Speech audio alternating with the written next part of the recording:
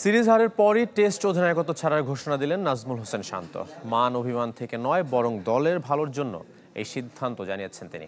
Dressing রুমে ৩ জন অধিনায়কের প্রয়োজন মনে করেন না নাজমুল হোসেন।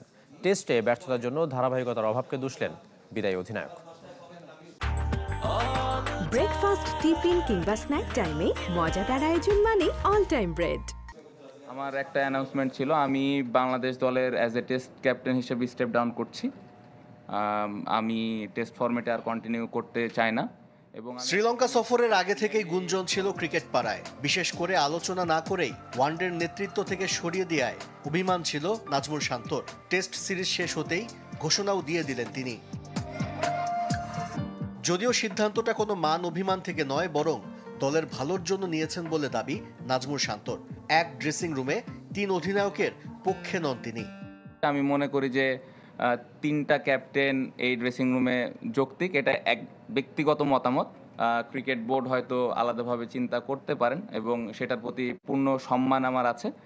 সো এটা আমার ব্যক্তিগত মতামত যে 3টা ক্যাপ্টেন আসলে আমার মনে হয় যে টিমের জন্য একটু ডিফিকাল্ট হতে পারে। সো পুরাটা টিমের বেটারমেন্টের কারণে আমি এখান থেকে সরে আসছি। দলের পারফরমেন্স কলম্বোতে ধরে রাখতে পারেনি বাংলাদেশ, স্বীকার করলেন নাজমুল শান্ত। মাঝে মধ্যে টেস্ট জয় বা ড্র করলেও ধারাবাহিকতার অভাবকেই দুষলেন টাইগার অধিনায়ক। আগের থেকে একটু বেটার রেজাল্ট হচ্ছে, মাঝে মধ্যে আমরা জিতছি, মাঝে মধ্যে খেলাটা ড্র করতে পারছি। সো এই জিনিসগুলো ইম্পর্টেন্ট। আপনি যদি স্পিনারদের ক্ষেত্রে দেখেন, বাইরে এসে স্পিনাররা উইকেট নিচ্ছে।